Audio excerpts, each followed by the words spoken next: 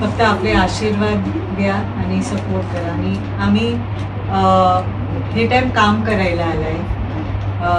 राजकारण माझा विषय नाही आहे, पण हे टाईम आम्ही राजघराण्याने विचार केला की सावंतवाडीमध्ये अजून डेव्हलपमेंट पाहिजे.